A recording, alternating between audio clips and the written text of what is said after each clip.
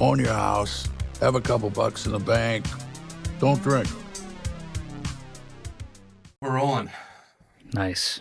This is it, man. This is it. This is the big time. Cheers. Cheers. Is it bad luck to cheers coffee with beer? I think It it could says be. it says a lot about us Yeah. individually, Yeah. you know. Thanks for making the trek out here. Yeah, it was 42 minutes. Yeah. Damn. Yeah. But it was nice. I thought a lot about, life, Mm-hmm. Called my grandma. You seem like someone who thinks about life a lot. Yeah. No, I think lots kind of going on right now. A lot of change. Mm-hmm. So just time of reflection, Totally. It's very wise. You ever have any of those drives? Every drive. You don't just listen to music and kind of just, because I know some people, they drive without thinking, It's kind of, they're just put in like this, they zone out. I don't know that I've ever been able to do anything without thinking. That's crazy. Yeah. My mind's always racing. Wow, okay. I feel like I'm kind of the opposite. Really? Yeah. Like you have to kickstart your brain sometimes? Yeah, I feel like sometimes I should be thinking more, before my actions. Yeah. Because I feel like if I think, there's probably like a better outcome of whatever I'm doing, Mm-hmm. It depends on how good you are at thinking. But then again, it's like in sports, right? In soccer, it's like you're not supposed to think. Everything's supposed to be like, muscle memory? That's how you perform best. So Yeah. Should be reflex. So you're kind of you're encouraged to not think. Yeah. So I come from I'm Mexican. So I come from like a soccer way of thinking. Oh, damn. You're Mexican? Yeah. Your whole life? I don't know, actually. I feel like lately I've been becoming more... I was definitely more Mexican when I was younger. I feel like I'm more American now. I could see that. Do you think that's comedy? Comedy, going to college, getting into politics and stuff. Yeah. Yeah. No, I really appreciate you coming out. Sorry if we went on a tangent or whatever. Yeah. No, it's all good. I wanted to have you on the podcast because you're like a very impressive example of the Sacramento comedy scene. Oh, wow. To me. And like comedy's cool in that like we have a big age difference. How old are you? 24 and a half. I'm 35 and a half. Wow.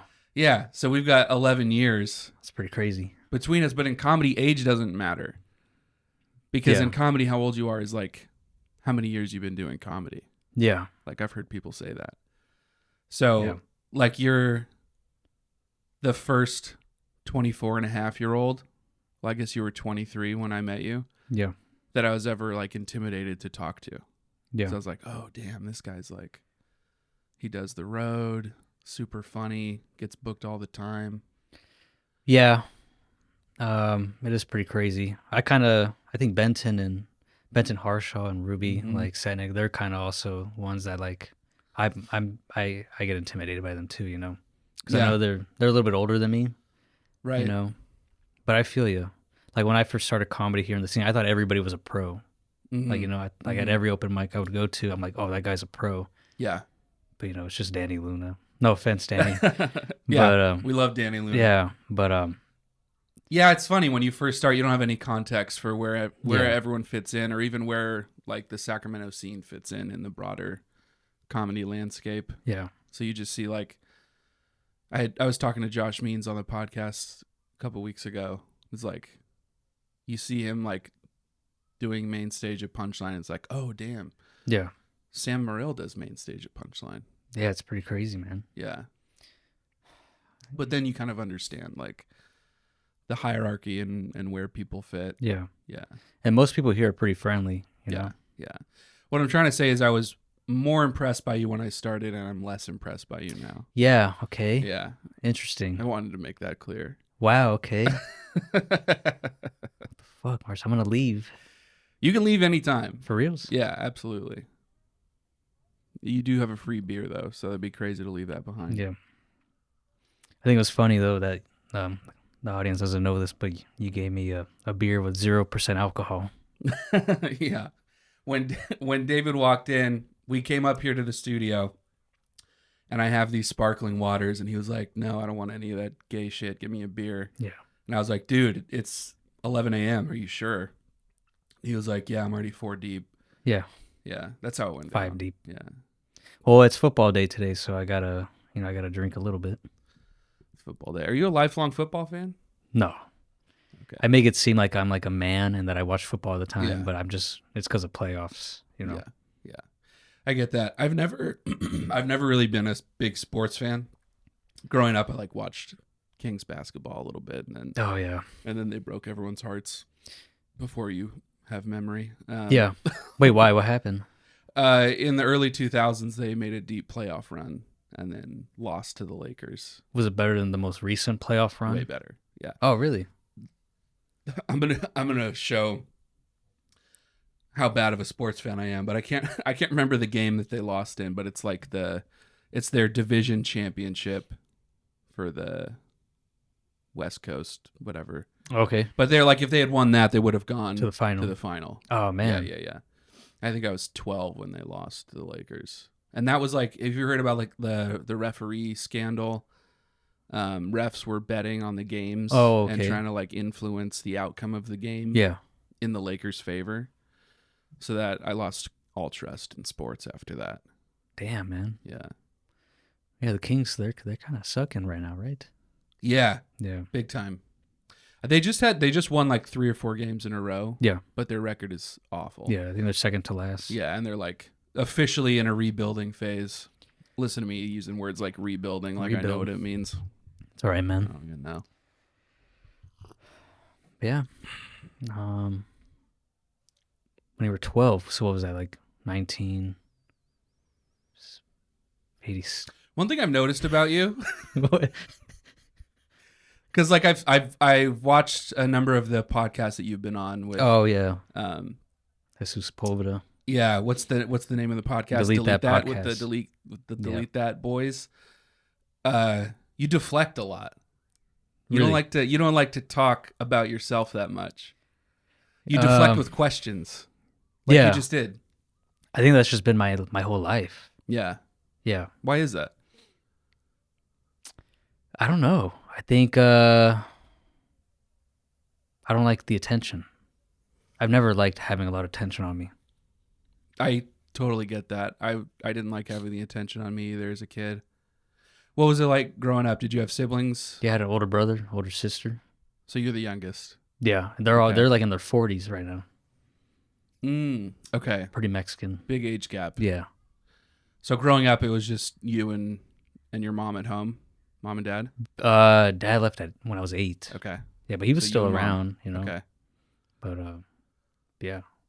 People talk about nature versus nurture. Do you think it's more nature that you don't like the attention, that you don't want it, or is it? I'm pretty sure it's like a confidence thing, you know. I feel like when people stare at me, it's kind of like an expectation that I have to say something meaningful, and it's like I feel like I don't like expectations. I feel like, Yeah. you know, I feel like when there's like an expectation set on me, it's like, oh, like, that's why I hate when people say like congrats on comedy and stuff.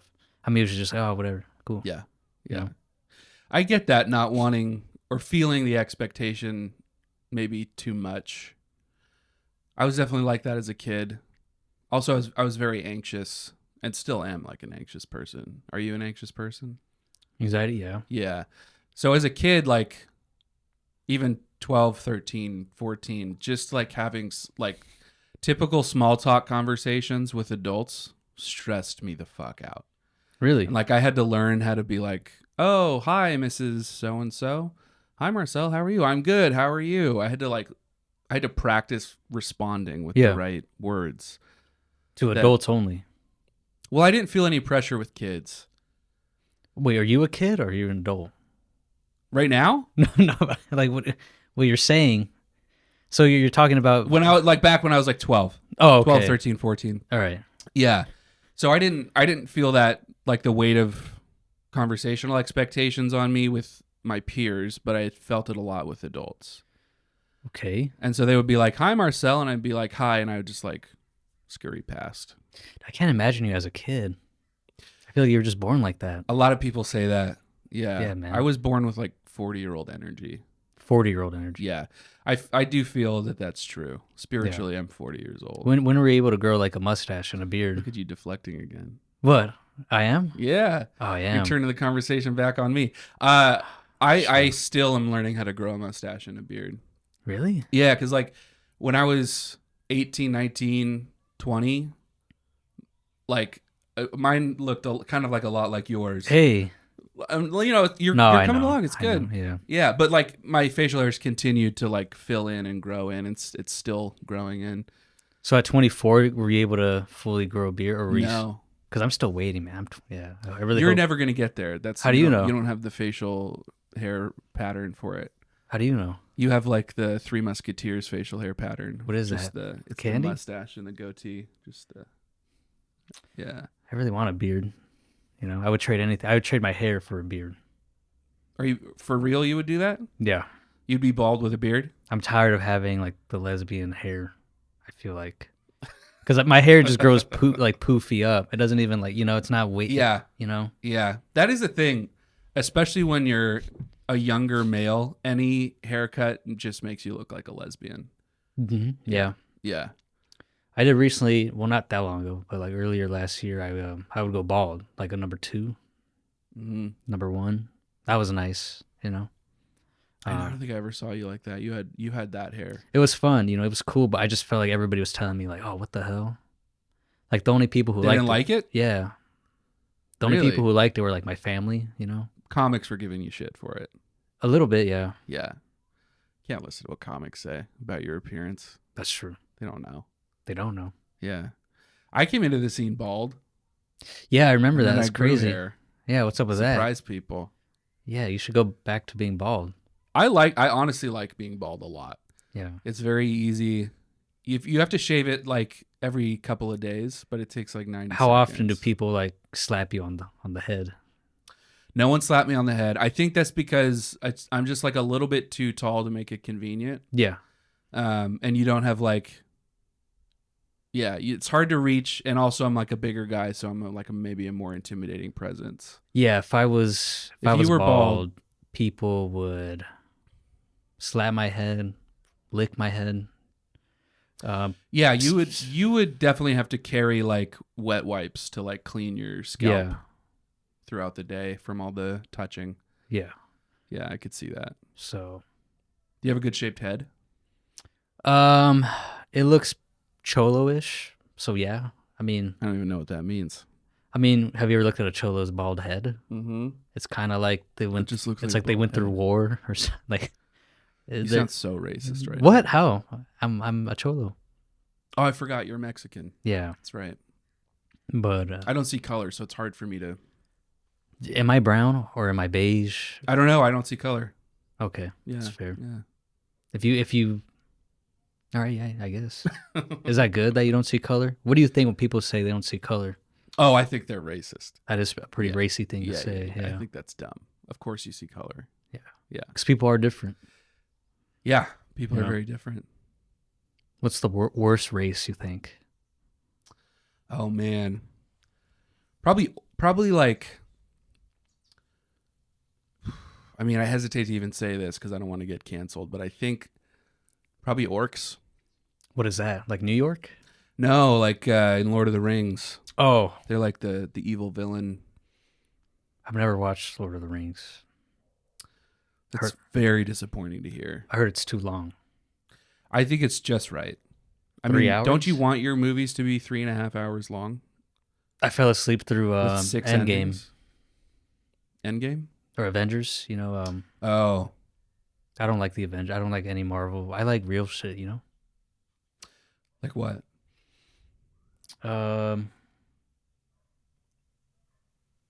Like watching soccer. Yeah, soccer gets very real. I've Yeah. heard, depending on where you watch it, like it'd be dangerous to go to a game in Brazil. Oh yeah. Yeah. England, but here nobody really cares about soccer. It's sad. Yeah, no, because you don't use your hands, so You do a little what's the bit. point? Goalies, It's right? illegal. Well, goalies, right? Yeah, so 2 guys on the whole field are using their hands. What's that about? Well, the throw-ins. When ball goes out, you have to throw it back in. So I don't know if you have an agenda or how many questions you're gonna ask me. I'm kind of just talking. No, you're good. This is what it is. Okay. Yeah. I just kind of follow my curiosity and where the conversation goes, and Yeah. I have some questions that I try to sneak into each conversation, Of course. but yeah. I want to go back to you deflecting though, Okay. because I really identify with you on that, because I do the same thing and you're really good at it. So deflecting is pretty much just getting the attention off of me. As Okay. quick as possible. Yeah. Yeah. Do you remember when you started doing that? I think it has to do with kind of a lack of confidence. So I think that really started kind of going into high school, freshman year. Okay. Where'd you go to high school? In Orange County, Capo Valley High School. All right. Mission Viejo. Gotcha. Shout out. Yeah. Why did it start in high school? I'm gonna say, I don't know. I mean, it makes sense that it would start in high school. High school's Yeah. that's a really tough transition. So I've heard. I was homeschooled, so. Oh my God, you were homeschooled? Yeah. What? Yeah, I was Why? homeschooled through high school. For reals? Yeah. Would you learn? Did you learn anything? I learned a lot. Yeah. Me and all of my siblings. Yeah. I'm the oldest of 7. We were all homeschooled. And my parents homeschooled us because they are very principled religious people and didn't feel that the education we would get in public schools What religion? on issues that they cared about would be like in alignment with their beliefs and what they wanted us to believe. Christian? Oh my God, you're a Christian? Yeah. Nice. Yeah. What are you? Roman Catholic. Nice. That's cool. Yep. I'm not a Christian anymore. I'm not a Roman Yeah. Catholic anymore either. Yeah, but if we had to if there was a war based around religious identity, like if that's what World War III is based around, I would probably fight for the Christians just because that's the team that I grew up on. Yeah, I think I choose Catholicism. Yeah. I think it's pretty cool. Yeah. Sounds cool. Roman Catholic also sounds super cool because you've got Yeah. Roman in there. I don't even know if they're different. I don't know either. Yeah. Yeah. Like African Catholicism. I don't know. Is that a thing? There's got to be Catholics in Africa. There's Catholics on every continent. Yeah. But I don't know.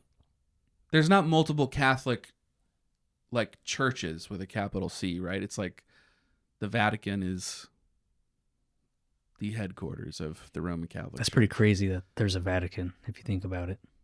It's completely insane. It's its own country. It's a city Yeah. that's its own country. It's a little weird. Yeah. Some would say archaic.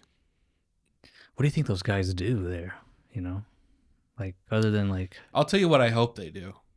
I hope that at the end of the day, when they're done praying over people and giving people blood and flesh to eat, I hope that they kick off their sandals and robes and just play video games. I yeah. hope they're on Call of Duty. Oh, yeah. Yeah. They're probably, do you think they cuss?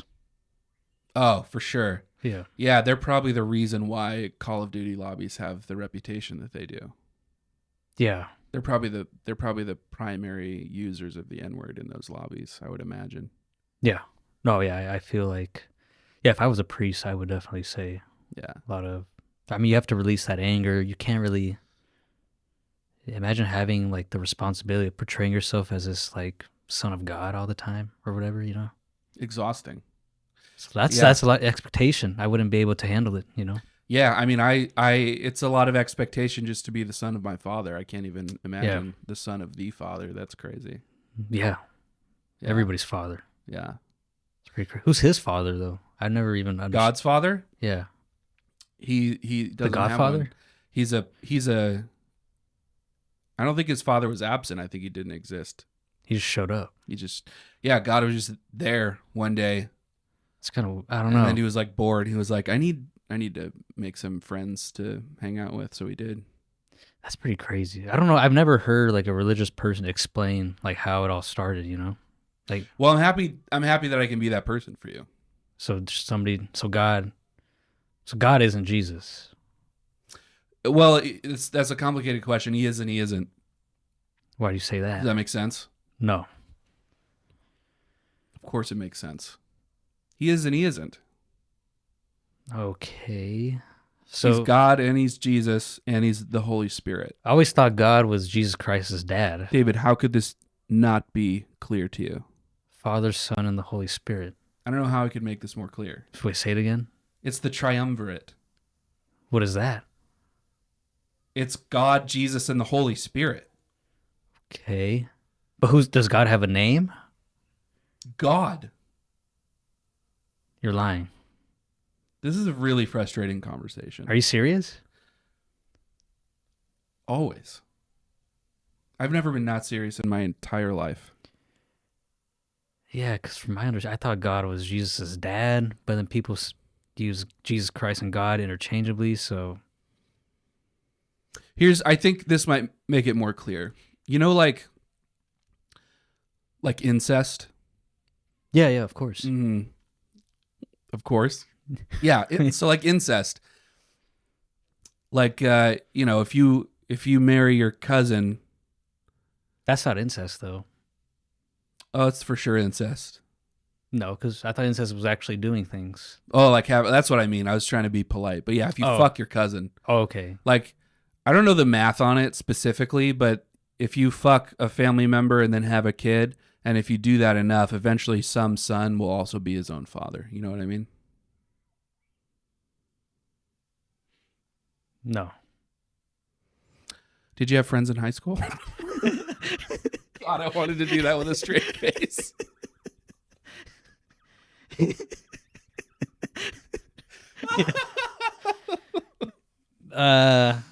Yeah, but it's actually kind of sad. I think I lost some of my friends in high school. I lost my closest homies.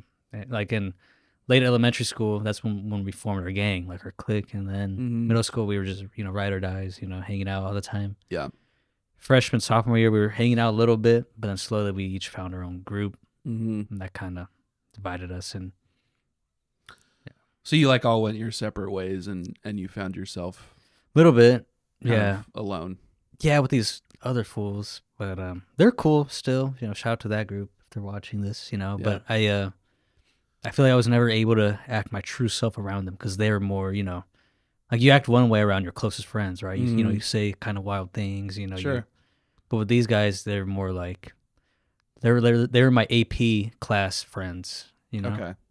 So it's like we would meet up to like do homework and shit. It's like that's cool, but what the fuck, man? So you were a smart kid.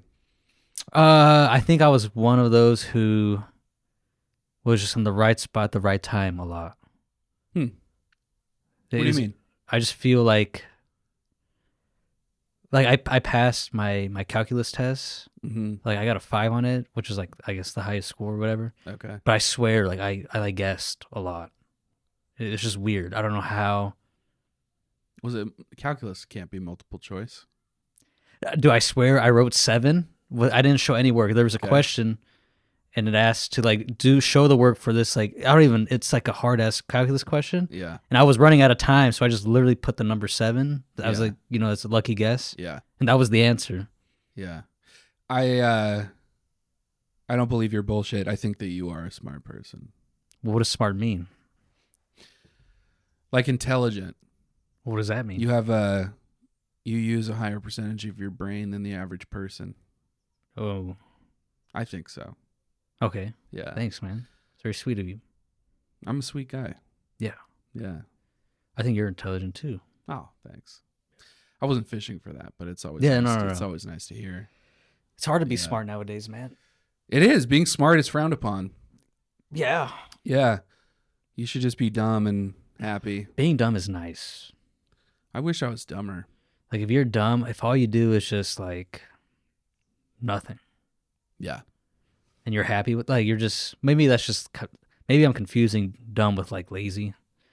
But if you're dumb, you're just kind of like you can't even think of anything to think about. Yeah. Mm-hmm. That must be kind of cool. There is definitely something to that. Like if we were to Google this right now, and I know this because I've Googled it before, which is maybe embarrassing to admit. But there is a connection between intelligence and mental health. And like more intelligent people tend to have more problems with like anxiety and depression and things like that. So That's fair. yeah, it's a double-edged sword being a smart guy. Are you on antidepressants? I am not. I was on anxiety meds briefly. Did that actually help? It helped a lot. Wow. So are you on antidepressants? No, I've never taken one. Okay. Any anxiety meds? No. Yeah. Have you ever had a panic attack? Yeah. Okay. While driving. I've had, yeah. It's pretty crazy. Yeah. And there was 2 other people in the car, but I didn't want to freak them out, so I kind of just held it in. Yep. That's how that goes. How recently? I want to say a year and a half ago. Yeah. Or a year ago. Yeah. Have you had a panic attack since then? I think maybe the start of it, but then I was able to control it, you know? Yeah. Mm-hmm. Those are kind of scary. They're very scary. I have had anxiety my whole life. I didn't really know what it was until my mid to late 20s when I started having panic attacks and then like looking into it. What happened during your first panic attack? The first That's kind of crazy. Did you like Sorry. What? No, I'm just imagining you having a panic attack. Yeah, well, it all happens internally. Because Yeah. I do the same thing that you did in the car. Like, I don't want anyone to know. Yeah. So it's just a complete violent shitstorm in my body and mind. And on the outside, I just look like I'm uninterested in what's going on around me. Yeah, but the first one that I had, and I think I had panic attacks earlier in life, but just didn't know what they were. But the first one I had as an adult, I was working at this company, this software company, and I was like part of the sales team, and I was giving a training presentation to a group of like 20 people. So I'm standing up in front of this group. We're going through slides, and my heart rate just starts going up. Oh, yeah. My heart's racing. That's the worst. And then my mind starts racing about it. Like, why is that happening? I'm gonna die. Like, I'm just standing here. My heart rate shouldn't be Yeah. like this. And then it's just like that vicious panic spiral that happens. I was getting like heart palpitations, and I was like confident that I was dying. I was having a heart attack. Did you tell people that or no? No, I finished the training. That's pretty crazy. Yeah, but I'm sure if I watch that training video back, you can definitely tell like when the panic attack started. Like your eyes just turn all white or something. Yeah, I go cold and clammy and sweaty. Dude, that's scary, man. Yeah, and I went to the hospital after that. And they were like, yeah, so that was a panic attack. You're not having a heart attack. I was like, okay, cool. And then I did nothing with that information. I was like, all right, well, that's a one-time occurrence. That was weird. God, that'd be so embarrassing if people find out you have a panic attack, you know? That's how it feels in the moment. You're like, it would be, it's the embarrassment more than anything. So embarrassed. Like, I'm going to get fired. They don't trust me anymore, you know? It's lame. But since then, I've had, more panic attacks than I can count. When was the last time you had a panic attack? A full-blown panic attack probably last year. Shit. Yeah. But I've done a lot of meditation, which has given me tools to manage when my thoughts do start racing, to like calm them down. Okay. So that makes me curious about your experience with this, because you said you had that panic attack. I think it was like learned how to prevent them. Well, I don't know about preventing them, but I feel them like coming. So I guess I do know a preventative method. It would just be chill, breathe in, breathe out. Yeah. Everything's going to be all right. That's pretty much it. Yeah. That is what it is. What the meditation, I did mindfulness meditation. I went to a therapist, and this is what he recommended. Mindfulness meditation, it's basically breathing in, breathing out, and you have like a mantra that you repeat. A mantra on the in and a mantra on the out. Okay, what's the mantra? It can be whatever you want it to be, but it's generally like something like, I am love, I am peace, or like, I am calm, I am fun, like whatever. It's like something like that. Jesus.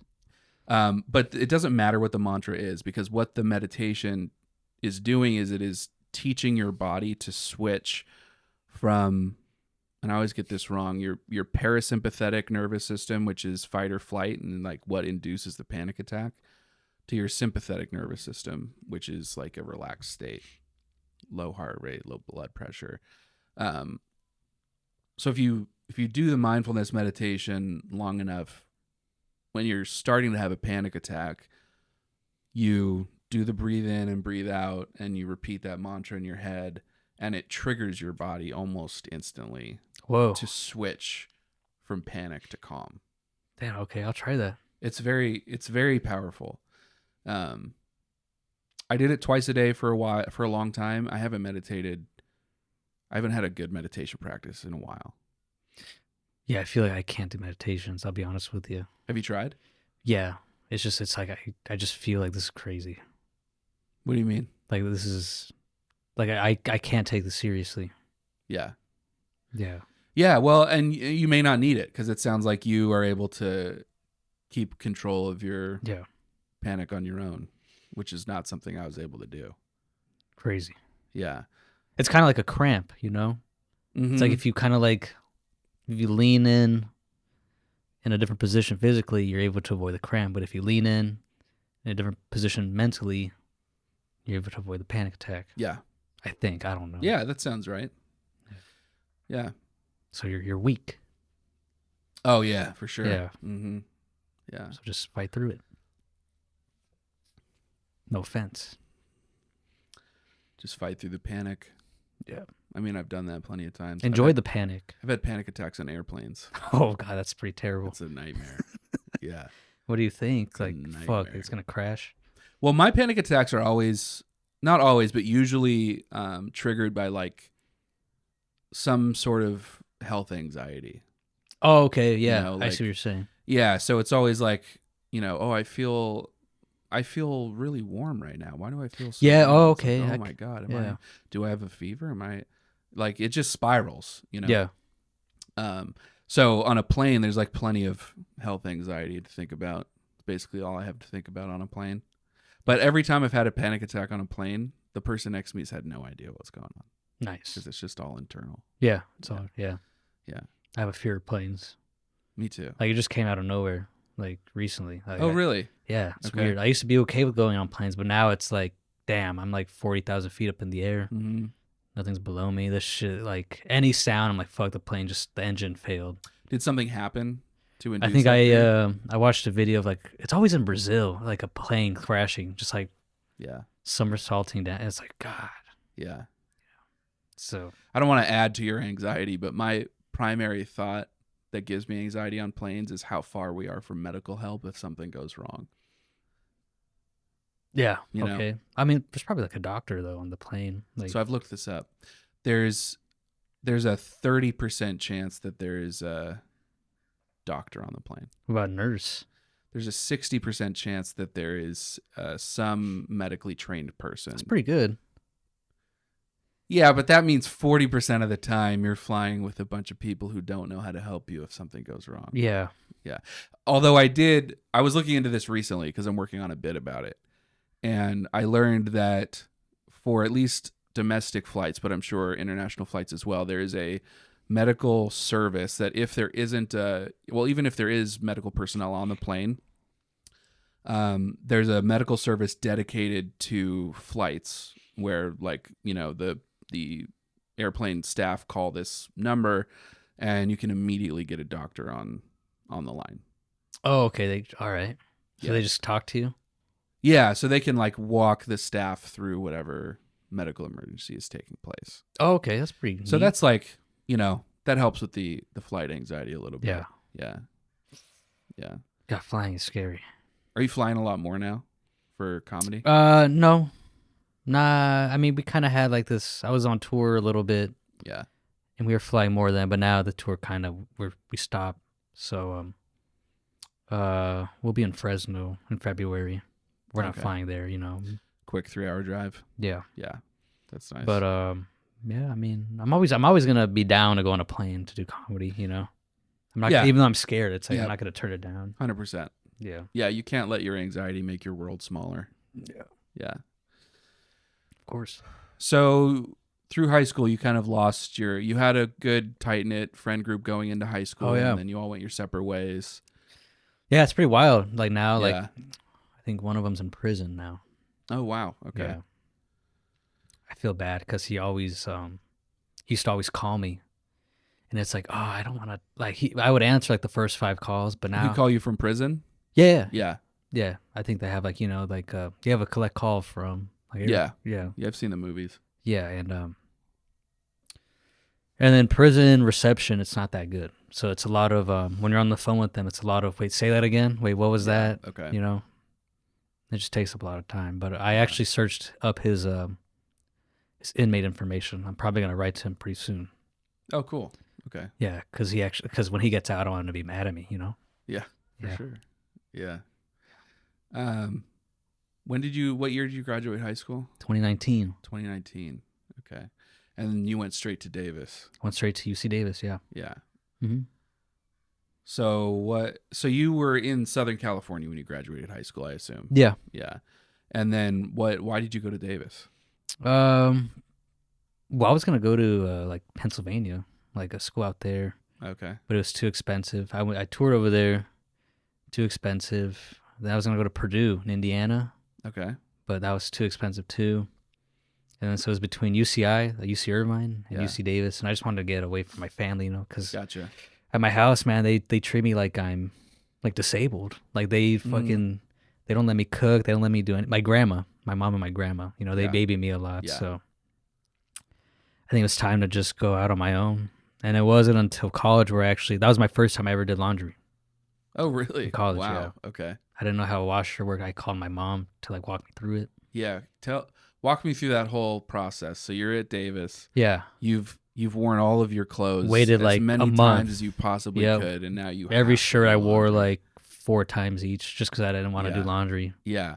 So Yeah. where are the laundry facilities? Are you in a dorm? So I'm in a dorm, and the first floor has all the laundry like machines and stuff. So I'm down there. It's quarter coin op. It was an app. It was like an Okay. app that you Alright. pay. Yeah. So you got to download the app, Download the app, put your Yeah. card information in. put my car information. Yeah.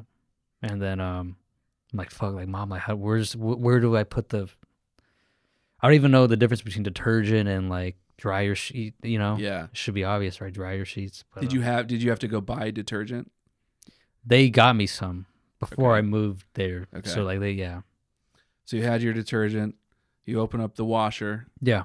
put your clothes in. When do you call your I think mom? I also had to watch a YouTube video, like how to For do real? laundry. Yeah. Okay. And then I'm just calling my mom just while I'm doing it, just to make sure like everything's Yeah. good. Did you separate lights and darks? No, I put everything together. Wow. That's a pro move. I still do that.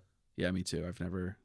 I was taught to separate lights Yeah. and darks. Yeah, that's what my mom But then said. I was but- like, that feels like a little bit racist. I feel like I'll just throw them all into the same, yeah, they're all equal. yeah, like a melting pot. Exactly. Yeah. And plus, it doesn't really like do that much damage to the. I can't even I don't tell. think so. Yeah. Yeah. The only time that I'll separate a piece of clothing is if it's new. I'll wash it once by itself because it like has Why? it has like a lot of like new clothes have lint on them Oh. that'll get all over your other clothes. So I'll wash the new clothes on their own first.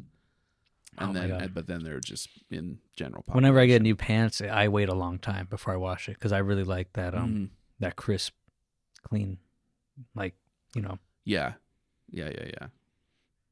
yeah, I can be a cleaner person for sure. I've always thought that about you. For reals? No. Oh, dude, I went to the gym the other day, Mm-hmm.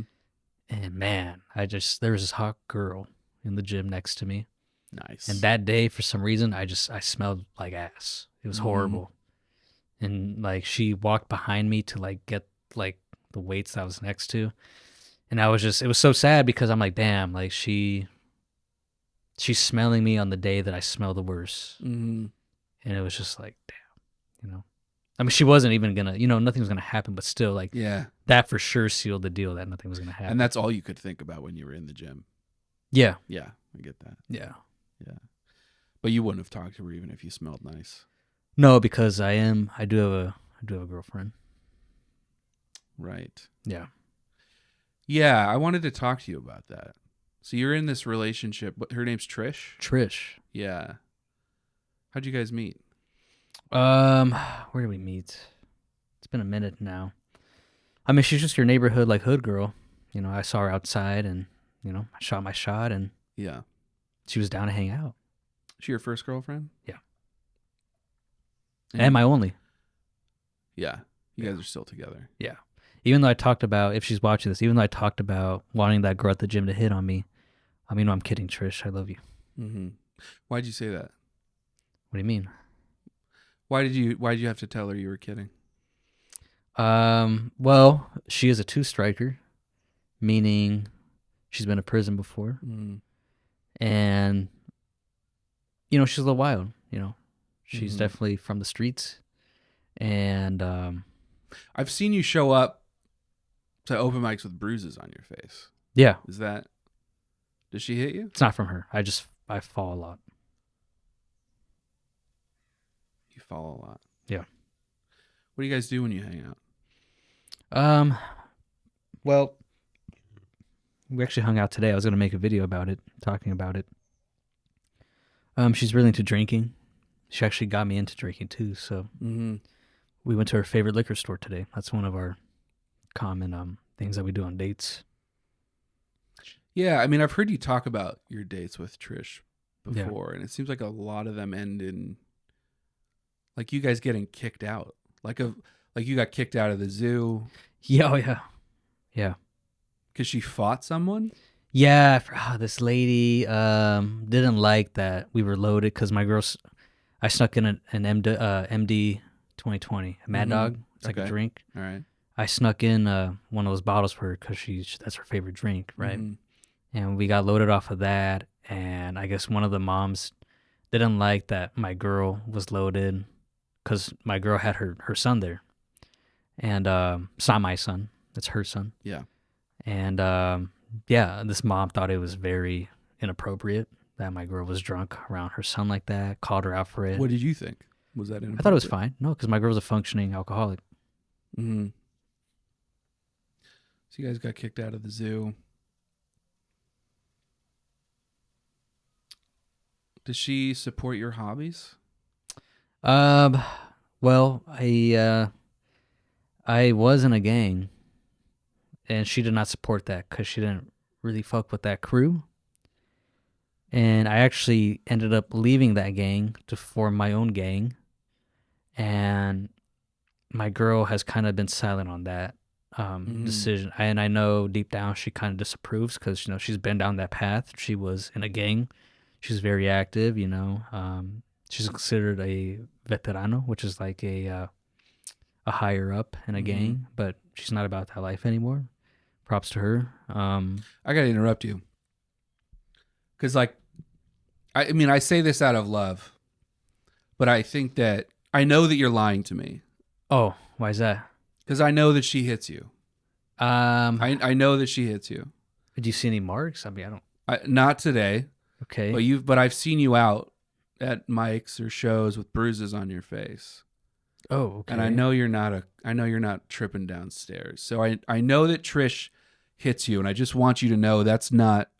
I know that you're young and this is your first relationship, but that's not a part of like a normal, healthy relationship. Like you should never have to put up with your partner physically harming you.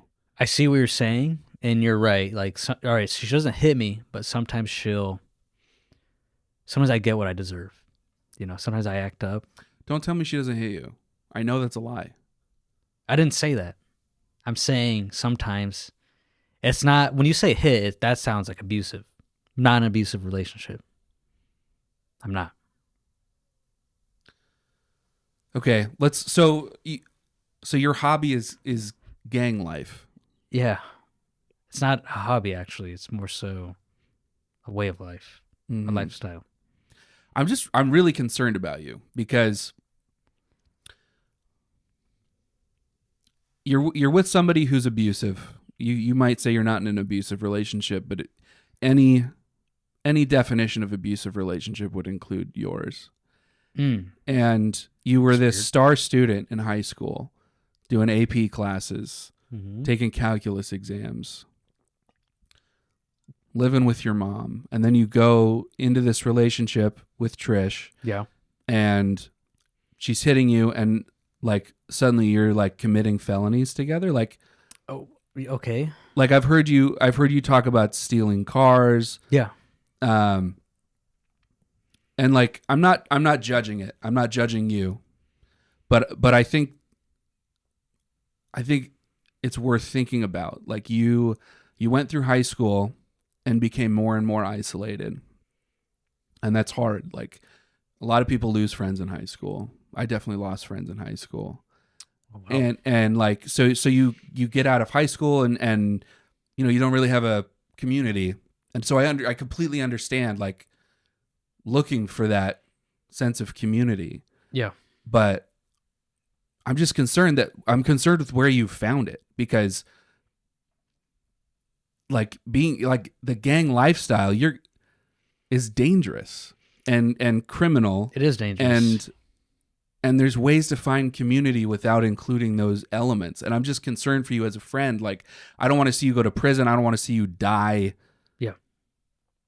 No, I mean I appreciate your concern. And we don't have to, like, the cameras are recording right now, but we can cut all of this out. This is just friend to friend. Like I'm concerned for you. No, for sure. I definitely understand your concern. I think the fact is, I mean, once you're in, you're in. You know, there's really no way out. What does that mean I think, exactly? You know, a lot of people, they find the streets. And for me, I think the streets found me. And it's just kind of a new chapter in my life. And that's just how it ends. You know, that's just the remaining book. The rest of the book is this phase of life. You know, are you saying that they'll hurt you if you try to leave?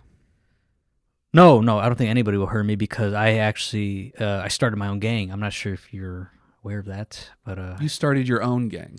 Yeah, actually, on my Instagram, I put out a application, like a Google form, where I would actually have applicants fill it out, and it's actually kind of crazy. Like about 2,000 people applied, and a lot of good responses. A lot of people have the proper experience that I'm looking for. And a lot of them received acceptance letters, and some didn't. Those who answered yes to being a lame, fed, or snitch were automatically rejected. I ended up closing the application because there was just so many applications I had to review. So I think right now we have a strong army. We have a strong team. However, I think the only thing that can stop me right now is the feds are onto me. They restricted my Gmail that I used to respond to these applications. I've been seeing unmarked cars near my house, which is kind of crazy. And that doesn't worry you? That doesn't make you think maybe I've made a mistake? I think it tells me I'm doing the right thing, you know? How? Just the fact that the cops are onto me, that me and my team have made it big enough where, I mean, we have law enforcement watching us at all times. I mean, 2 cops showed up to my job asking for me. But thankfully, I had called out because I had a meeting with a pimp because we're looking to like for other investors in my team. But yeah, I think you know, I understand your concern. I understand why the cops are doing what they do, but just know that we're not going to stop. I mean, I'm sorry if it seems like I'm getting frustrated, but I do feel frustrated right now because it feels like you're not in reality. It feels. You're talking about your gang as your team. Yeah. Investor. Yeah. Why are you laughing? I mean, I just think it's funny that you have to understand where I'm coming. Sorry. Go ahead. No, I just think it's funny that, you think this is, you're not seeing what I'm seeing. You're already. Help me understand it then. Because what I'm seeing is you were on a great path in high school. You meet Trish and now you are headed towards Folsom Prison and potentially and probably death. That's how the gang life ends. I mean, you have to know that on some level. Is that what? Do you have a death wish? Well, how does this end then? If I wasn't in the gang, how would this end? This podcast? What's the? Yeah, sure. Well, this podcast is going to end the same way, either way. Okay. We're gonna end up making out. Wow. Okay. Yeah. That's that kind of goes against my my ethics. It's just so crazy to hear you use the word ethics when you're starting a gang. You're starting a criminal organization. Not every gang is a criminal organization. So what will you guys be doing with your time if you're not a criminal organization? We will be working hard towards the betterment of our community. Does that involve robbing liquor stores, Whatever it takes to improve our community. stealing cars? Whatever it takes. It depends from who. Do they deserve their car to be stolen? Mm-hmm. You know, is it a rival enemy? Is it a nemesis? You know, I just want you to know you're a friend. I care about you. yeah. If you ever need help getting out of this life that you I don't think I appear will. to be very enthusiastic for. I can give you an application, even though I closed. The hiring process has ended for my gang, but I can sneak one in for you, man. You know, just apply and I'll review it. I feel like you'd I fit feel in. like you're making fun of me right now. No. I've just tried to be like a friend and be vulnerable and honest with you, and now Well, no, the thing is, I mean, I'm looking to have like an HR department within my gang, like an HR cabinet, and I feel like you have a good. I think you're able to put some sense into people. I mean, you're not doing that with me because I know what I'm doing, but I feel like with some of the soldiers that we're gonna have, I feel like you're definitely you could talk them into doing the right thing for their lives. So I'm offering you a position right now. let's put a pin in that. Let's Okay. put a pin in that. Okay. Let's move on. When's the last time you cried in front of someone? Cried in front of somebody.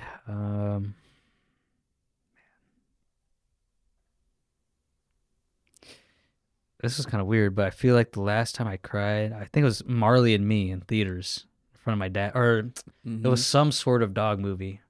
It wasn't Marley and Me. It was the one where the dog goes to Colorado. Oh, fuck, I forgot what.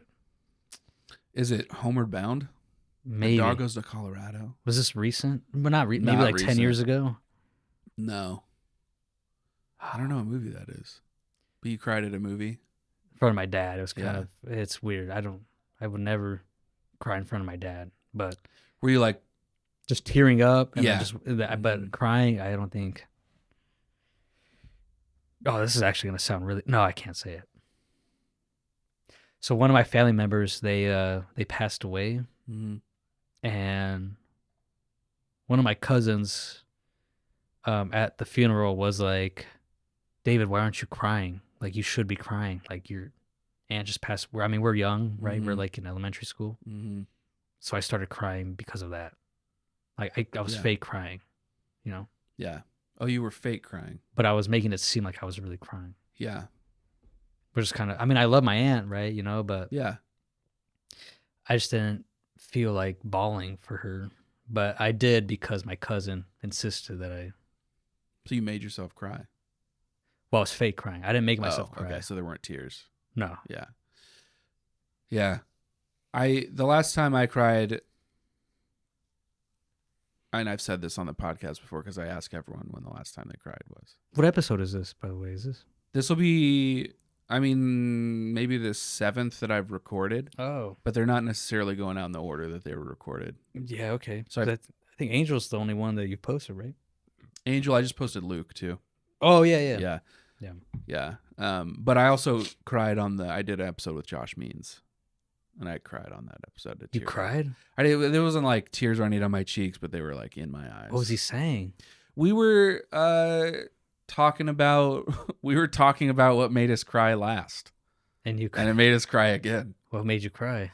When my grandpa died. Oh, Yeah. shit. When he died, and then when we spread his ashes. Yeah. Which is because I really loved him, and Of course. Yeah. But I definitely remember like as a kid having family members die and not crying. Yeah. Because like I don't know, when you're a kid and it's a family member and like you're not necessarily that close to. Yeah. Yeah, you don't have the relationship with that person that would cause you to cry. Right. Yeah. I agree. Yeah.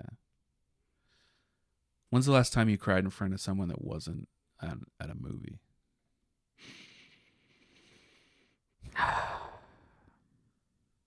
I mean, that funeral one wasn't at a movie. Yeah, but you were a kid. Have you cried as an adult? It's okay if the answer is no. I remember. So, like, my first serious. Well, I mean, yeah. So, the first girl I dated, the second girl I dated in college, I decided to break up with her because I wanted to see other women. You know, I wanted to not settle in or settle down. And then, so I broke up with her. And then the next day, I was like, shit, I made a mistake. I remember just being in my living room, just crying. So yeah, I guess that was the last time. Yeah. Yeah. Like, dang, I even said like I made it like all like over dramatic, like I was in a movie. Yeah. Like I made a mistake. Yeah. That's tough because like unless you're ending a relationship, or even when you're ending a relationship that was bad or toxic, you do still have that feeling of like the day after or the week out, like, oh man, did I? Yeah, no, for real. We could have maybe worked on that. Did I make the right decision? I don't know. Yeah. Like I had that when I told my ex-wife I wanted a divorce. Really? For how long did you have that feeling? I don't know. Maybe a couple weeks. Damn, of just like regret? Not regret, but like just uncertainty. Yeah. But that ended up being a bad relationship. Cool. For both of us. Cool. Yeah. And it was definitely, I don't regret it. It was definitely the right choice to end it. But even so, like even ending a bad relationship is just tough. That's maybe the scariest part of life for me. What? Is relationships and choosing. And it, like especially like where I'm at, I'm 35. Like you can't approach relationships at 35 without thinking of like the future. Like, do I want to be with this person forever? Yeah. I guess you can be a whore, but I'm not a whore. Yeah. Yeah. Versus like you at 24, you've got more time and you're doing what you should be doing at that age, which is like figuring out what it is that you want. Yeah. Yeah. I agree. What's something about you that maybe the comedy scene doesn't know or see that you wish they did? I can give you like an example. Yeah. Like I had Henry Poland on the podcast. What the hell? Yeah. Oh man, I don't feel special anymore. Like Luke, Angel, I'm like, okay, cool. I'm amongst some of the greats. Yeah. But then you said, then I popped Henry in there. Damn it! Yeah. All right. What did Henry say? Henry's answer was generosity. That he's a generous person, and that maybe isn't seen by the comedy. Oh yeah. Scene. Yeah, and I had noticed about him before he said that, but he keeps it quiet. Like, but if anyone like is out and hasn't eaten all day and doesn't have money for food, like Henry buys them a meal quietly. Yeah. Okay, I could see that. And that's super cool. Yeah. And the reason I asked this question is like when we hang out as comics, the conversations they're great, they're very fun, but sometimes they can be like one dimensional. So we're always like trying to make each other laugh, and there's people constantly competing for attention, and so you don't really get to know people outside of the comedy context? Yeah. So that's why I asked that question. It's like, does something come to mind of like, is there a piece of who you are, your character, or even maybe just even something that you spend time doing that? I guess I'm very introverted. Mm-hmm. I'm very, like, when I'm at my family's house, I don't even like, they think it's crazy I do stand up because they're like, we can't even like see you like being funny because I just don't talk. Like, I'm just very Okay. like very monotone, very low energy. Just want to be in my phone or just be be elsewhere. Like, I don't really like if there's a party, I don't like being like the guy who's making jokes and stuff. I'm kind of just like, I just want to sit back and watch, chill. Yeah. When you say you're introverted, is it like the classic social interactions take energy from you, and to recharge you have to be by yourself? Yeah. Not that you don't enjoy social interactions, but I think it's just harder for me to get into that comfortability of wanting to talk shit. You know what I'm saying? Yeah. So if there's like a large group, it takes like I have to really be comfortable with this group before I like really let it out. And even my family, I don't even like. It's not to say I'm not comfortable with them, but I just don't. I don't know. I'm not like that even with them. I feel like I haven't. I guess you could say I haven't. I'm not comfortable enough with them to like crack jokes at family parties. yeah. Well, at least my immediate family, maybe my other family. What about your older siblings? Do they crack jokes at family parties? Yeah, my brother. Yeah, Yeah. He tends to be the one who talks the most. But yeah. Yeah. I think that's a pretty common dynamic with youngest siblings. Yeah. I have a youngest sibling, and you tend to be looked over a little bit. Yeah. Because for a lot of reasons, like, and especially when there's that age gap there, like there's 12 years between myself and the youngest Weiland kid. How old is he? 23? 22? Damn, that's pretty wild. Yeah. Maybe turning 22. Wow. I'm not sure. I don't keep track that closely. There's so many of them, Are they all here? For the most part, there's one in Colorado, one in Truckee, but everyone else is here in Sacramento. Yeah. But the youngest does tend to get like looked over, not on purpose, but it's like there's a lot going on. And also I think parents get tired by the end of raising kids, and that comes with benefits. Like, I'm sure you had more freedoms than your older brothers did. Yeah. Yeah. Mm-hmm. But you don't develop that. You don't feel like you can take space in conversations. Yeah. Yeah. Yeah. Even in like school, like I've always wanted to be like the funny guy in class. Like, I've always wanted to say something funny, but I was just too scared to say something. I was just like, oh, what if my voice cracks, or what if it's not? What if it bombs? That joke, or shit like that. Yeah, you're just thinking about all the potential negative outcomes. Yeah. Rather than the guy who doesn't give a fuck and like doesn't care if the joke doesn't work, just the fact that he even said it. Yeah. So people still let just the confidence thing. Yeah. So. Yeah, I am the same way. I'm introverted, and I've sort of like by happenstance and also purposefully choosing, I've put myself in a lot of situations that require extroversion. Like, comedy is one of those. Yeah, obviously.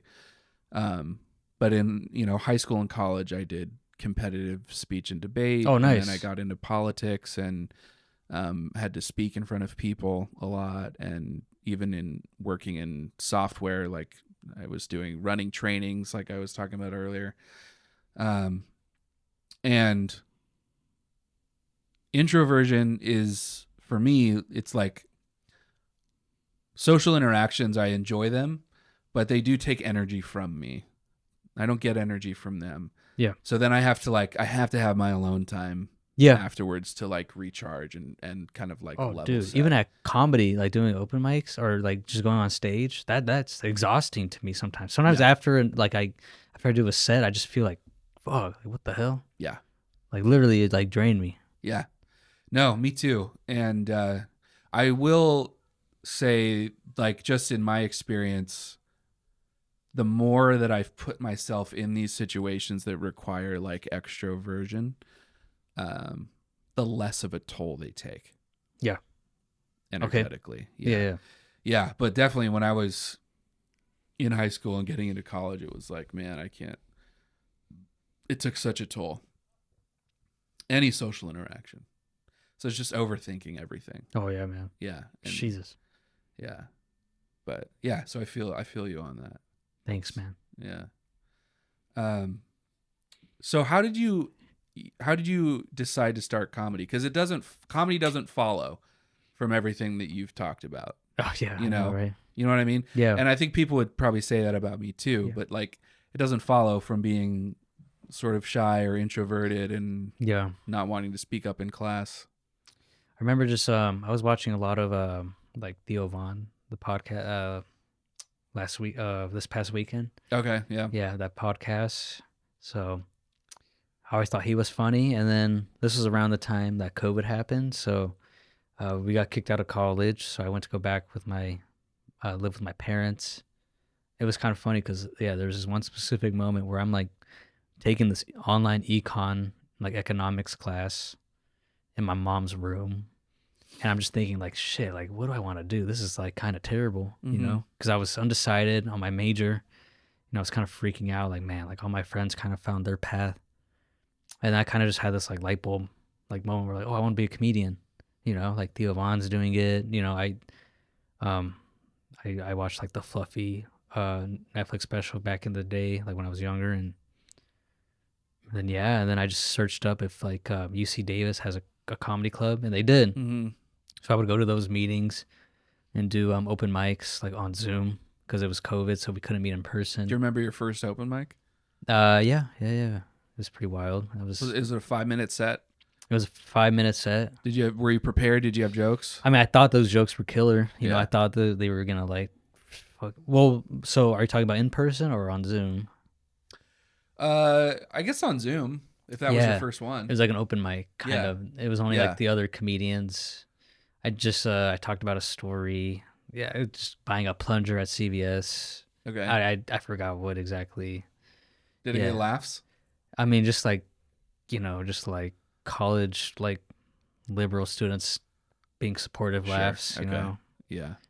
And, I was so like the whole day, like before that, because the meeting was like at 7 at night. Mm-hmm. Like the whole day I was like, fuck, I couldn't even eat. I was so nervous, Yeah. Yeah. I get that. So it was that's really interesting because it takes a lot of courage to like make all of that happen yourself. Like you didn't have a friend who was like, "Hey, I'm going to this open mic. Do you want to tag along?" Like you made all of that happen yourself. Yeah, and I'm actually happy it was on Zoom because I feel like if it was in person, I think I would have pussied out, I think that's scarier than on computer, Yeah, definitely. Yeah, so. Yeah. And then I know you met Angel. I saw Angel at one of at those Davis. meetings, on the Yeah. Zoom meetings, yeah. Okay. All right. But then I didn't meet him till later. Oh, okay. And then you guys started hitting in person IRL mics together. Then we met at Vince's in West Sac. Mm-hmm. Yeah. And it's all about just being consistent, just showing up, trying something new, or at least improving your writing. It's just consistency, Was there a point in your comedy development so far, or maybe there's multiple points where you feel like something really clicked? Like when would you say you became funny? I don't know. I mean, I think once you understand like how to write a joke, like the setup punchline, just having that first big laugh and tagging it up. I mean, I don't know. It's kind of weird. It's a hard question to answer. Yeah, because I mean, comedy is it's the audience's response that kind of dictates if you're funny or not, Mm-hmm. I mean, you can feel funny, but if you're not being funny on stage, then what the fuck, like, Yeah, it's all about the laughs. So I think just working on my type 5, just actually working on jokes, Mm-hmm. Whenever I would go on stage, I had kind of like an agenda of what I wanted to say, Mm-hmm. taking it seriously, making it like a habit of writing like every day. It was more or less of like, okay, I think we just keep doing what you're supposed to do. People will say you're funny, and once Mhm. you start getting invited on shows and stuff, then yeah. Yeah.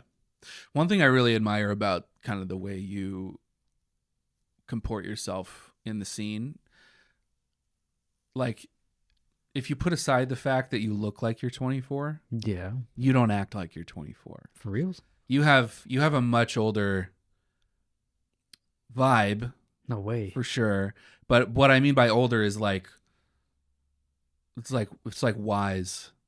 Oh wow. Yeah, and I think that part of that comes from being introverted, because Yeah. if you say less, then you give yourself less chances to look like a fool, Yeah. you know? I see what you're saying. But yeah, you just have this energy in the scene of like you're very calm, cool, collected, and also a killer. Oh, Very, God. very funny. Yeah. Try to be, man. And I think that's how I see you. I think that's how most people see you. Yeah, I hope so. I mean, Yeah. I don't know. What do you think I say makes me wise? I like I think say a it's lot that of whack shit. you don't make a lot of prognostications. Like you don't say this is how it is. You Yeah. say like this is what I've done, or you ask questions. Yeah, because I think that in comedy there's always exceptions, Yeah. Yeah. There's always exceptions, and it feels like everyone, even though there are like rules of thumb and general advice that you get, everyone has to figure out how those things apply Yeah. to their own comedy. Of course. Yeah. Yeah. What's some like really good comedy advice you got early on? Early on, get up every day, even if you don't want to. Mm-hmm. Felipe Esparza, I went to go see him at Tommy T's. He's still one of my favorite headliners. And then his opener, I was talking with the opener, who I actually met later on recently, and we did a show together. His name's Martin Rizzo. He was like, "Hey Felipe, this guy does stand up." So Felipe like talked to me, and I was like, "Yeah, do you have any advice?" He's like, "Yeah, just get up every day, even if you don't want to." Mm-hmm. And then he sent me this like book on. He DM'd me like this book, which was very kind, and I bought it and read it, and yeah, What's the book called?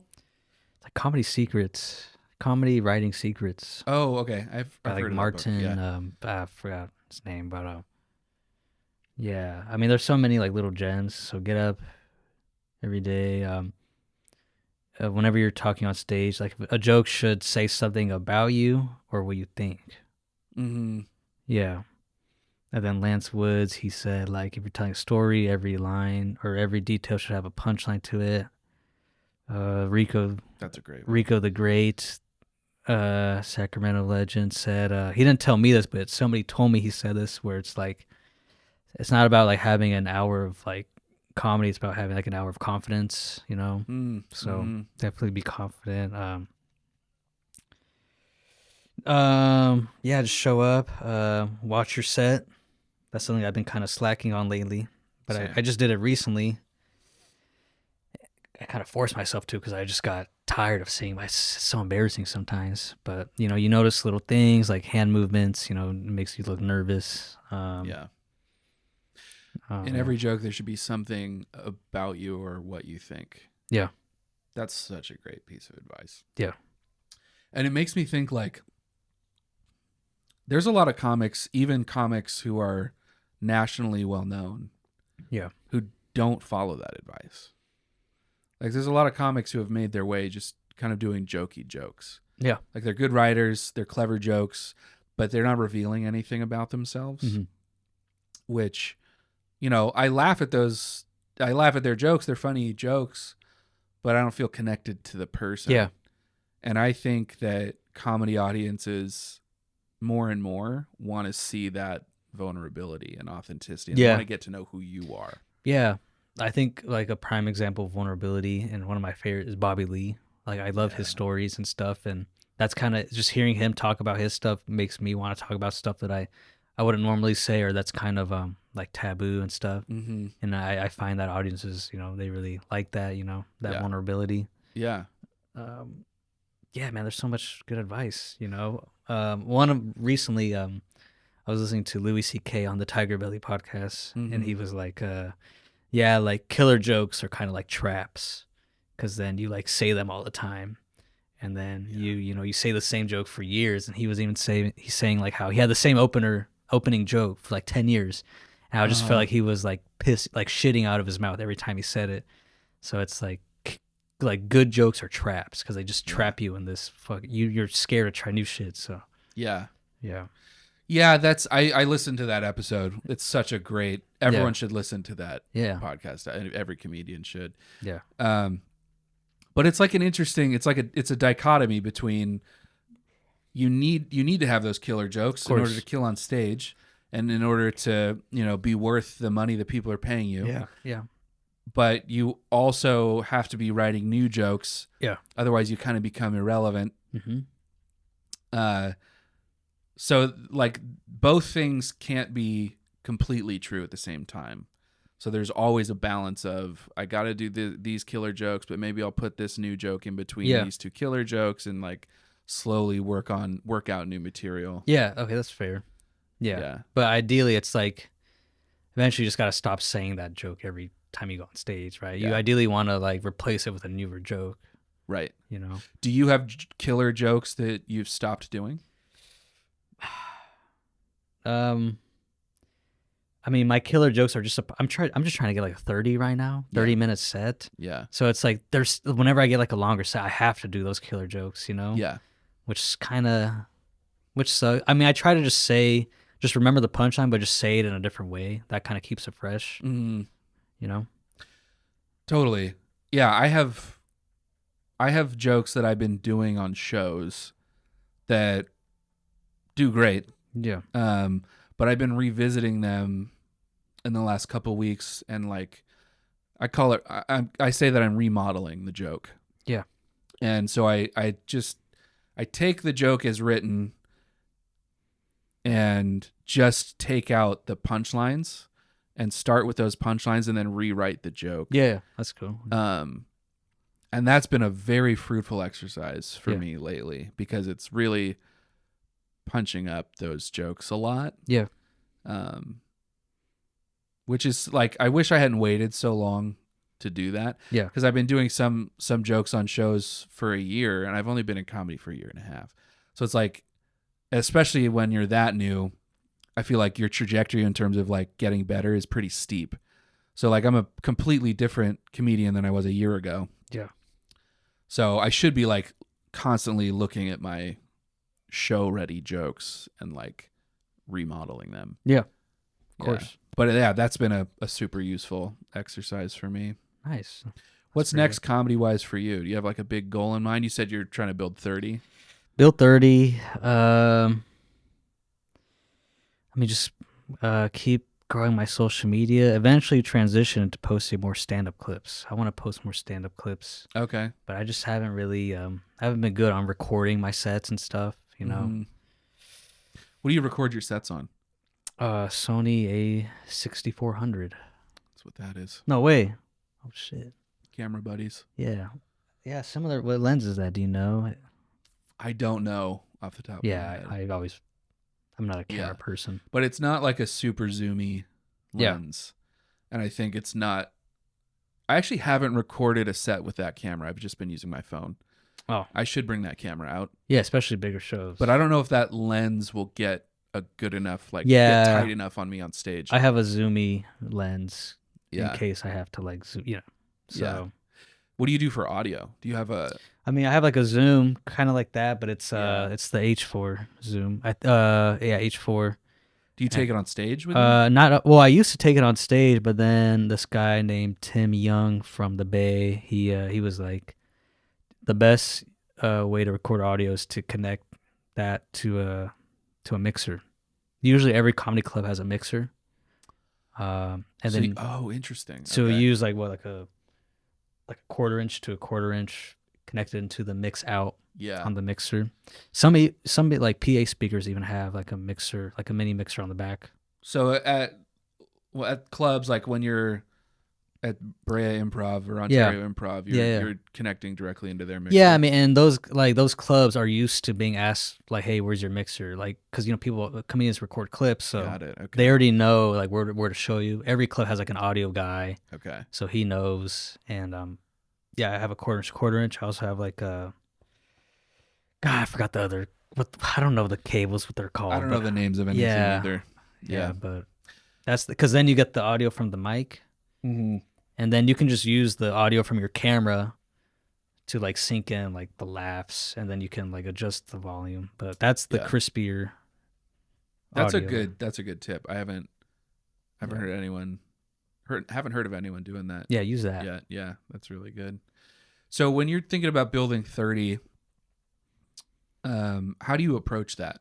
Do you have like a theme in mind that 30 will follow? Well, before I was just kind of just writing jokes about my life that I didn't really like, just trying to make it funny, but I struggled trying to find exactly what I want to write about or anything meaningful, shit that I cared about. That was my biggest struggle. I was just like writing jokes just to write jokes. I didn't feel them. I didn't really care about them. But lately I've been kind of like writing stories about like some crazy experiences that I normally wouldn't talk about. Yeah. And those are kind of fun to talk about. So it's dirty, but ideally I wouldn't want it to be dirty. Because then I could probably do it more at more places. Right. But lately I've been talking about those stories and it's been pretty fun.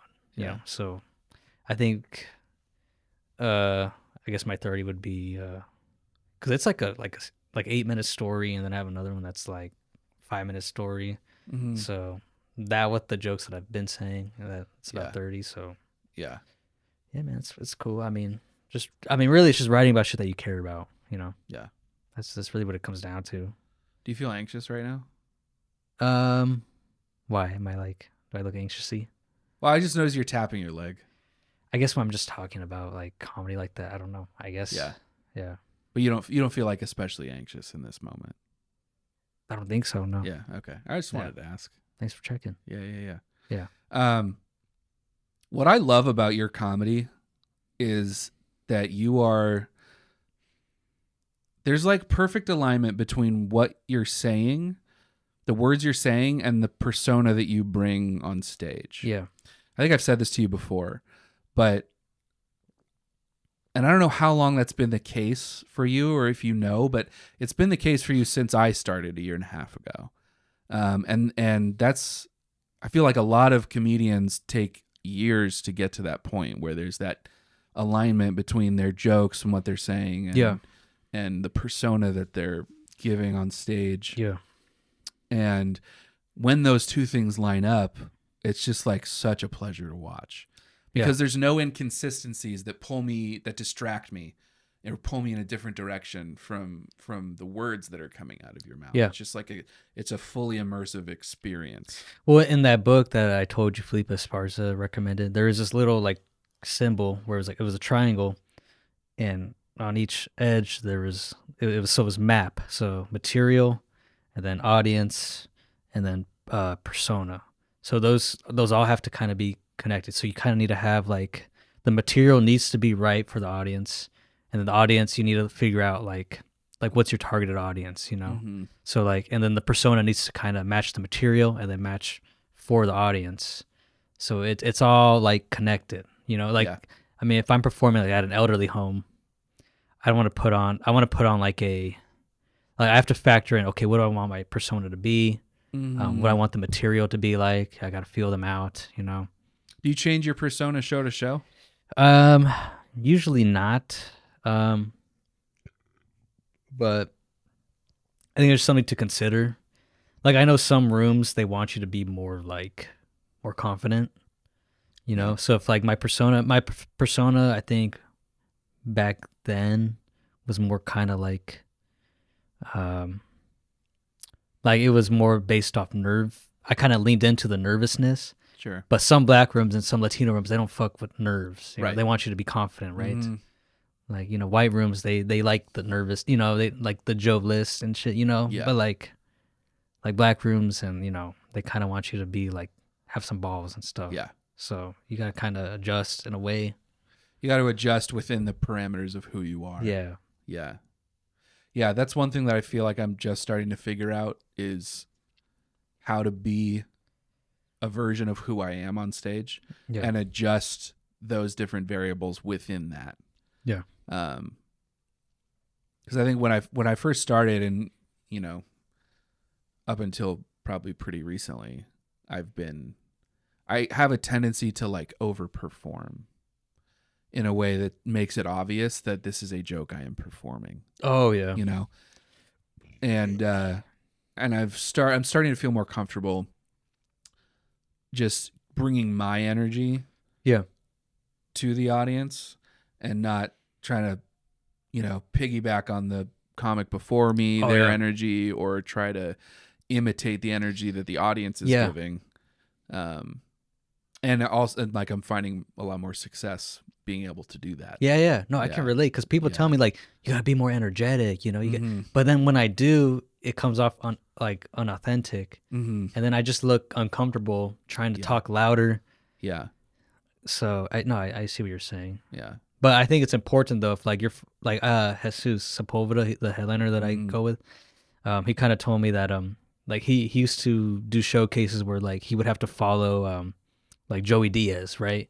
And just like that high energy mixed with like the jokes of him killing. Yeah. So you kind of like Jesus is still like high energetic, but you kind of have to ride that wave first before you settle into like what. So I think that's kind of the benefit of performing with like going to like the Comedy Store, like why those guys do so well faster is because they're having to fucking follow, killers like that. Yeah. Even if their energy doesn't match the previous comics' energy. Yeah. So. Yeah, that's a great point. It's like, you don't have to match the previous comedian, but you kind of have to like ride that wave for a little bit. Yes. Yeah, I've been working on that, and or thinking about that a lot lately, because I was on this comedy competition and the comic before me crushed. Nice. Absolutely crushed. Amazing set, very high energy by the end. And I went on stage and I consciously chose to bring the audience to me. Yeah. Instead of matching where the last comedian was and meeting the audience where they're at, I went up there with my own energy. Yeah. That was the wrong choice. Yeah. Broadly speaking, it was the right choice, but at the time I didn't know how to ride that energy wave in a way that's still authentic to me. Yeah. I mean, you can even just say like a sentence or two, something like that. And Yeah. And I think I did acknowledge the comic before me, like what an amazing set it was. Yeah. But then I went into low energy, like how I was trying to start my sets, and an energy that's like felt more like me. And I say that was the wrong choice because I should have kept the momentum. Yeah. I think that's what I figured out, is that there's a difference between energy and momentum. Okay. And by the end of the last comic set, they were just like ready to go. They didn't need to I didn't need to build anything up. They were just ready. And so I didn't need to go up high energy. I just needed to keep that momentum. Yeah. To keep the clip. So like I could have maybe, and literally probably just could have talked faster. Yeah. And I did fine. Like I had them where I wanted them by the end of my set. Yeah. But I took them all the way down and I didn't need to. Okay. Momentum wise. Yeah. You mentioned talking faster. This guy named Jay Valentino, I recently opened up for him. He gave me some advice, like, because I was worried about when I'm nervous, I talk faster on stage. Yeah. And he was like, whenever you're feeling like you're doing bad, slow down. And whenever you feel like you're doing good, like slow down. Just slow down. Yeah. And just kind of that shows you're in control, and that, because I think when people talk fast, it kind of shows, unless they naturally talk fast, I think it kind of shows like a little nervousness. Totally. Yeah. And I think when I'm thinking about talking fast, that's probably not the best way to say it. I think what I mean is like the rhythm of a bit. Oh. Like my bits tend to be a minute or 2 minutes long. Okay. And in that minute or 2 minutes, there's parts that are slow where I'm enunciating particular words or part of words on purpose and keeping these beats where I want them. And then as the joke ramps up, I hit the punch, and then it's like rapid fire tags.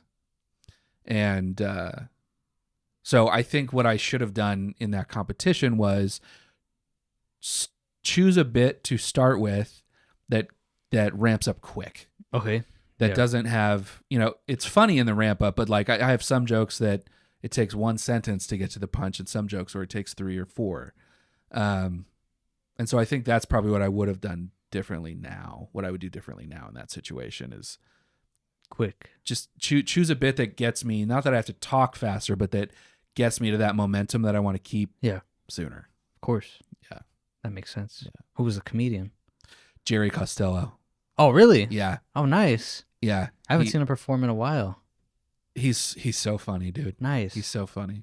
What I learned about Jerry is that I thought that he started about the same time I started, but he had been doing comedy for years in Florida. Really? Yeah. And he was a feature in Florida. What? At clubs. Like he had 30 minutes. Jesus. So then he and his wife moved out here at some point. I'm going to have Jerry on the podcast. We're nice. Talk about this, but and then he just like tried to get involved in our community out here, and people didn't know him, and a lot of people like myself assume that he just started. Yeah. When he I didn't got know here. that. But it makes sense to me because the first time I saw him, I was like, wow, he just started. This guy's like, I thought he was an open mic. Like he either is a savant or he's done this before. Is how I Wow. felt about him. And so, yeah, I just learned that about Jerry last night. We were at Laughs. Whoa. Yeah. And his daughter did comedy. Remember Kate Costello? Not his daughter. What? Different Costello. That was a stage name. Kate Costello was a stage name. She said that was his dad or no, her dad. No relation. She was The joking. fuck? Yeah. Oh my God. You've been had. I miss her. No, I'm kidding. Well, we've been going an hour and a half, so we can. That's crazy. We can wrap this up. Dude. This definitely feels like one of those pods where it went by quick. Oh, good. I'm glad. Because on Delete That Podcast, when I'm on there, dude, it's kind of cutthroat. I've noticed that. Those guys, like, well, even like the guys on the pod, but like the comments, like they want you to fucking bring it. So I hope I don't know. You brought it. Yeah, this was great. And I've dived into the comments on Delete That. So it's a fun place.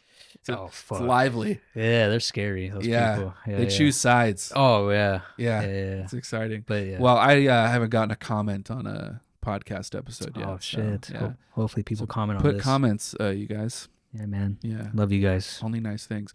Last thing I want to ask you, and I ask this of everybody. The question is, what makes you content? And the reason I ask that is the emotion of, or the feeling of being content has been studied, and it's the only feeling that's shown to slow down our perception of time, to slow down the steady march towards death. And so I think that's really interesting. And when I ask what makes you content, it's like, what gives you that feeling of like, it doesn't get better than this? Oh man, dude, when I buy food, like a nice meal, there's some good like sports highlights that I haven't seen, and like I don't know the score yet, especially soccer or NBA, Lakers. Actually, no, Lakers usually they lose a lot now, but like just like a random sports team, because I'm a fan of the Premier League, like English soccer. So any game that I'll watch the highlight. Every game I'll watch the highlights. So when I just have like a nice like I really like halal food, like lamb over or chicken over rice. Mm-hmm. I just get home, put on a sports highlight. That's a nice moment, And you're by yourself. by myself. Re-energizing. Yep, no shirt on, pants on though, no shirt. Nice. And then that's a good moment. I love that. That's probably the same for me. Yeah. Too. That's not max content for me. Max content for me is like moments with my family. Really? Yeah. Oh wow. Yeah. And it's not all moments with my family, but yeah, I think that's really where I feel like it doesn't get better than this, when like oh wow, that's I'm with sweet. family and we're having a good time, hanging out, playing games, or just shooting the shit. Okay, I take back my response. I I think max content for me would be like a trip or something like fun with the boys, like a group of friends, like we go camping or we go to like the beach or something, Yeah, I miss hanging out with my friends from high school, like I think last time I hung out with them, it was just fun time. I think my friends, I have 2 friends, shout out to Rob and Ishmael. They're like the funniest people I know. Like they make me laugh so fucking hard. And like, they do comedy? They don't do comedy. Yeah. No, one of them's a teacher, a history teacher. The other one has like a criminal justice degree. Like they're the fun. It's just their mannerisms, the way they talk. It's oh my god. Yeah, isn't that funny? The funniest people that I know don't do comedy. No, My brother yeah. Will he makes me laugh harder than anyone I've ever met. Yeah, And he's always been funny. yeah, Yeah. dude. I'm crying laughing. Nobody here, even at a comedy show, ever makes me laugh like that. So I don't get it. It's weird. Yeah. That's cool though. All right, man. I think we call it there. Thank you so much. Thank you for having me, man. Yeah. This is sick. Absolutely. That's all I have to say to anybody in this social bubble.